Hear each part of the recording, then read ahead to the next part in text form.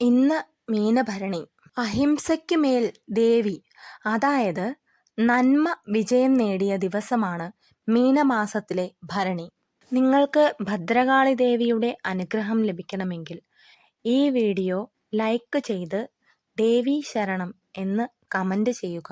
കേരളത്തിലെ ഭഗവതി ക്ഷേത്രങ്ങളിൽ, പ്രത്യേകിച്ച് കൊടുങ്ങല്ലൂർ ഭഗവതി ക്ഷേത്രത്തിൽ ആഘോഷിക്കുന്ന മീനഭരണിയുമായി ബന്ധപ്പെട്ട് പ്രധാനമായുമുള്ള ഐതിഹ്യം, ലോകത്തിന് ആപത്തായി മാറിയ ദാരികൻ എന്ന അസുരനെ ഭദ്രകാളി നിഗ്രഹിച്ചതിന്റെ സ്മരണയ്ക്കായാണ് മീനഭരണി ആഘോഷിക്കുന്നത്. ഭദ്രകാളിയും ദാരികനും തമ്മിലുള്ള യുദ്ധം മീനമാസത്തിലെ തിരുവോണ നാളിൽ ആരംഭിച്ച് ഭരണിയോടെ അവസാനിച്ചു എന്നും ഭരണി നാളിൽ ദേവി ദാരികന്റെ ശിരസറുത്തു എന്നുമാണ് ഐതിഹ്യം. ഇതിന്റെ വിജയാഘോഷമായാണ് ഭരണി മഹോത്സവം നടത്തപ്പെടുന്നത്. കൊടുങ്ങല്ലൂരിലെ മീനഭരണി കേരളത്തിലെ തന്നെ ഏറ്റവും വലിയ ഭരണി ഉത്സവമാണ്. കാവ് തീണ്ടൽ, കോഴിക്കല്ല് മൂടൽ, ഭരണിപ്പാട്ട് എന്നിവയാണ് ഇവിടത്തെ പ്രധാന ചടങ്ങുകൾ.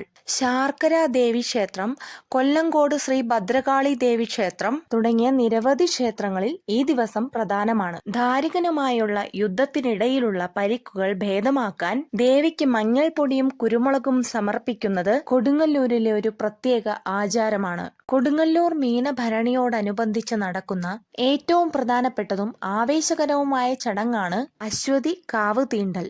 ഭരണി നക്ഷത്രത്തിന് തലേദിവസം അശ്വതി നാളിലാണ് ഈ ചടങ്ങ് നടക്കുന്നത്. ഈ ദിവസങ്ങളിൽ ദേവിയുടെ അനുഗ്രഹം ലഭിക്കാൻ ഈ മന്ത്രം ജപിക്കുക.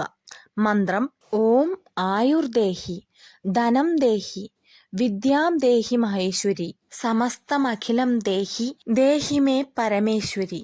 അർത്ഥം: ആയുർദേഹി, ദീർഘായുസിനായി പ്രാർത്ഥിക്കുന്നു. ധനം ദേഹി, സാമ്പത്തികമായ അഭിവൃദ്ധിക്ക് വേണ്ടി. വിദ്യാം ദേഹി, അറിവിനും വിവേകത്തിനുമായി. സമസ്ത അഖിലം ദേഹി, ജീവിതത്തിൽ വേണ്ടുന്ന സകല ഐശ്വര്യങ്ങൾക്കും വേണ്ടി. ചുരുക്കത്തിൽ, മഹേശ്വരിയായ ദേവി, എനിക്ക് ആയുസ്സും ധനവും വിദ്യയും നൽകിയാലും, പരമേശ്വരിയായ ദേവി, എനിക്ക് ജീവിതത്തിൽ ആവശ്യമുള്ള സകല സൗഭാഗ്യങ്ങളും നൽകി അനുഗ്രഹിച്ചാലും